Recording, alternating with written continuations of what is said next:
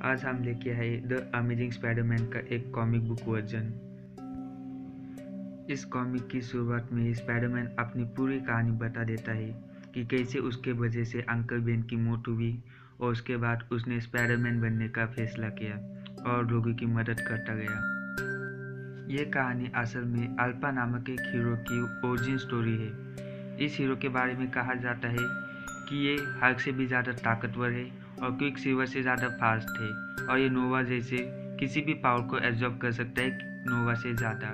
इस इशू का नाम है the point of origin part 1 और इसीलिए इस इशू को मैं भी 2 पार्ट में दिखाने का प्रयत्न करूँगा। शुरुआत में पीटर पार्कर यानी कि स्पाइडरमैन हमें बताता है कि उसके अंकल ने उससे कहा था कि बड़े ताकत के साथ आते हैं बड़ी जिम्मेदारियाँ। लेकिन ये स्टोरी मेरी नहीं है, ये स्टोरी है एंडी की। ये रहा वो कोने में है।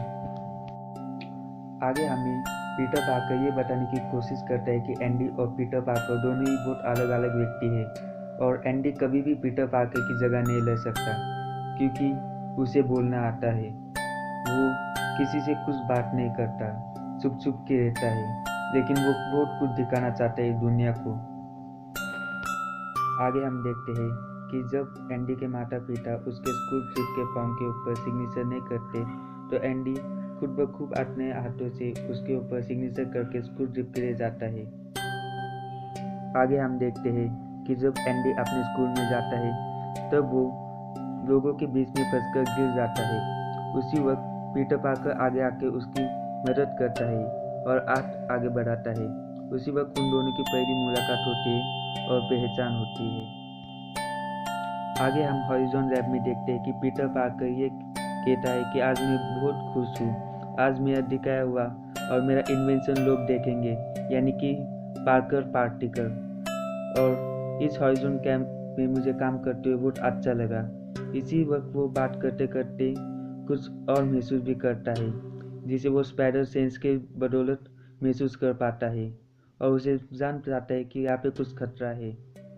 उसी वक्त पीटर पार्कर अपनी पहचान छुपाते हुए सबकी मदद करना चाहता है और सबको वहाँ से बाहर निकलने के लिए कहता है और वहाँ पे एक ब्लास्ट हो जाता है जो कि पार्टिकल बीन का था। जब पीटर पार्कर सबको बचाने में बिजी था उसी वक्त एंडी एक लड़की को देखता है जो मुसीबत में थी और उसको बचाने के लिए आगे बढ़ता है और उस लड़की को बचाते बचाते वो खुद पार्टिकल बीन के बीच में आ जाता है।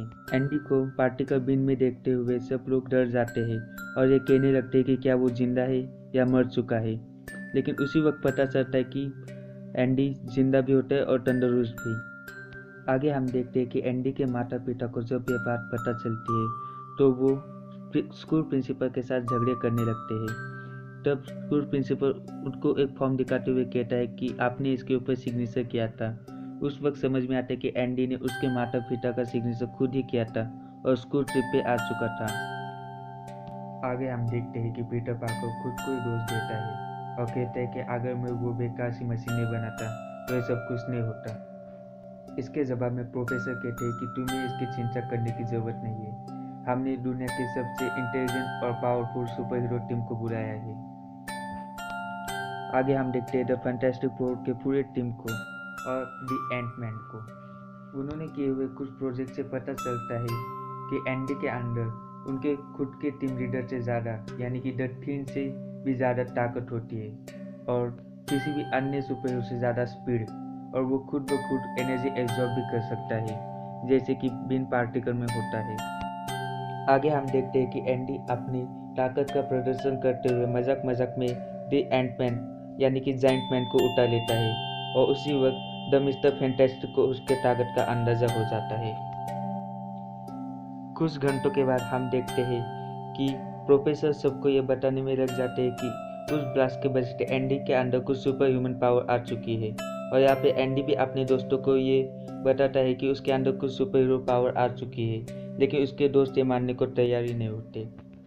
आगे हम प्रोफेसर और पीटर पार्कर को बात करते हुए देखते हैं कि प्रोफेसर पीटर पार्कर को ये कहता है कि एंडी अभी नादान है, उसे उस पावर की समझ नहीं है, शायद तुम्हें उसका मेंटोर बन जाना चाहिए, तुम्हें बताना चाहिए कि उस पावर को कैसे इस्तेमाल करना है और किस जगह पे इस्तेमाल करना है।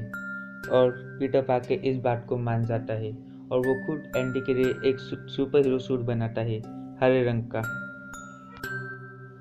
कुछ दिनों बाद हम ये देखते हैं कि पूरी दुनिया में ये बात फैल जाती है कि एंडी के पास कुछ सुपर हीरो पावर आ चुकी है और उसका सुपर हीरो नाम है दी अल्फा। और एक मोबाइल फ़ोन कंपनी अल्फा को अपना ब्रांड प्रमोट करने के लिए हायर करती है, लेकिन उसके माता पिता इस बात से बिल्कुल भी सहमत नहीं होते। अगले दिन हम देखते हैं कि एंडी अपने सुपर हीरो सूट में अपने स्कूल में जाता है और अपने दोस्तों के सामने शो ऑफ करने लगता है और यह सब कुछ स्पाइडरमैन छुप छुप के देख रहा होता है। उसी रात पीटर पार्कर और एंट में एक साथ डिनर के लिए मिलते हैं और एंट में पीटर पार्कर को सॉरी कहते हुए बोलते कि मुझे माफ़ कर दो कि मैं तुम्हारे प्रोजेक्ट देखने के लिए नहीं आ सकी। उसके अंदर पीटर पार्कर भी कहता है कि नहीं, वहाँ पे कुछ खास हुआ भी नहीं है और ना ही कुछ होगा। और उसी वक्त वो अपने चाची को और जय को ये बताता है कि वहाँ पे एक छोटा सा ब्लास्ट हुआ था जिसके वजह से कुछ लोगों को परेशानी हुई, लेकिन किसी को चोट नहीं लगी।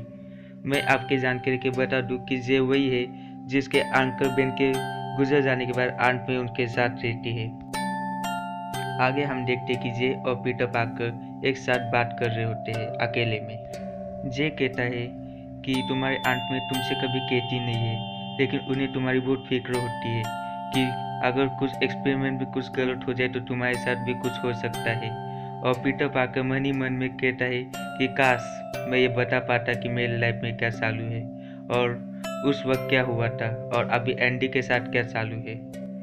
और कुछ देर के बाद अंत में और जे वहाँ से चले जाते हैं।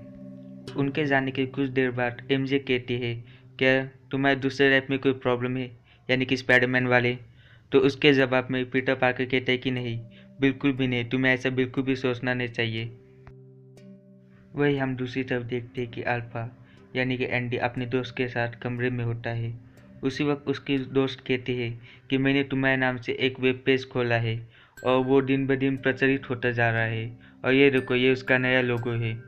और उसी दौरान एंडी एक कमेंटर का कमेंट पढ़ता है जिसके अंदर लिखा होती है कि नहीं, अल्फा कोई सुपर हीरो नहीं है, वो तो सिर्फ एक छोटा सा बच्चा है कुछ सुपर हीरो पावर के साथ। और ये देखते हुए एंडी को गुस्सा आ जाता है और वो कहते हैं कि आज मैं बताऊंगा कि सुपर हीरो कौन है, और वो पेट्रोलिंग के लिए बाहर निकल जाता है। जब अल्फा पेट्रोलिंग के बाहर जाता है तो बीच सड़क में ब्रिज के ऊपर उसे स्पाइडरमैन मिलता है। स्पाइडरमैन उसे रोकते हुए कहता है, क्या तुम्हें सच में सुपर हीरो बनना है?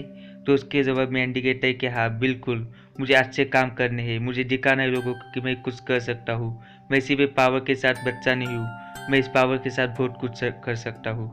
और इसी बातों के दौरान स्पाइडरमैन उसे अपने साथ पेट्रोलिंग पे ले जाता है और उसी रात को वो बहुत सारे मुजरिमों को पकड़ते हैं और बहुत सारे क्राइम होने से रोकते भी है। लेकिन उसी दौरान स्पाइडरमैन को द फैंटास्टिक फोर टीम की तरफ से कॉल आता है और उसे जल्द से जल्द बुलाया जाता है और अल्फा और स्पाइडरमैन जल्द से जल्द फैंटास्टिक फोर के यहाँ पे मिलते हैं। जब वो वहाँ पे जाते हैं तो देखते हैं कि फैंटास्टिक फोर और कुछ सुपर हीरो एक विलन से लड़ने में अपनी सहकार्य कर रहे होते हैं और उसी दौरान वहाँ पे अल्फा और स्पाइडरमैन पहुँच जाते हैं।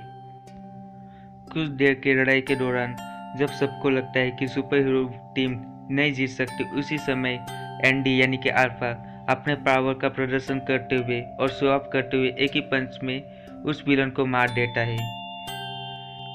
वहाँ के आसपास खड़े हुए लोग एंडी को पहचान जाते कि ये वही बंदा है जिसने मोबाइल फ़ोन की ऐड की थी और उसे कुछ देर पहले पावर मिली थी। और अपने फैंस के सामने Andy the alpha show off करते हुए स्पाइडरमैन का मजाक उड़ाता है और कहते हैं कि आप शायद स्पाइडरमैन को मेरा साइड किक बनना पड़ेगा। लेकिन जिस तरह अल्फा ने उस विलन को मारा था या फिर जिस तरह बड़ी नासमझी से उसको दूर सताई थी, वो किसी को भी पसंद नहीं आया। और जब थिंग घबरा जाता है कि कोई भी एक पंच में जिसे वो खुद मार नहीं सका, कोई एक बच्चा कैसे मार सकता है। और उसी दौरान प्रोफेसर स्पाइडरमैन को ये बताते हुए कहता है कि शायद तुम्हें एंडी को सच में समझा जाए कि किस तरह से पावर यूज की जाती है और किस तरह से उसे निभाई जाती है। ये किसी भी सुपर हीरो का काम करने का तरीका नहीं है। और आगे दूसरे डायमेंशन में हम देखते हैं कि जेकॉल द एंडी यानी कि अल्फा के बारे में बात करता है और कहता है कि अगर एक हादसे से इतनी ज़्यादा पावर मिल सकती है, तो पूरा पार्टिकल हमारे होने के बाद क्या हो सकता है। शायद अब हमें अल्फा से मिलना ही चाहिए। तो दोस्तों, यही था द पॉइंट ऑफ ओरिजिन का पार्ट 1, यानी कि द अल्फा ओरिजिन का पार्ट 1। ये स्टोरी कंटिन्यू रहेंगी और पार्ट 2 में हमें पता चलेगा कि किस तरह से अल्फा अपने पावर के ऊपर काबू पाता है, वो कैसे अपने गुरु को बंद करता है और स्पाइडरमैन के साथ मिलकर एक ग्रेट टीम बनाता है।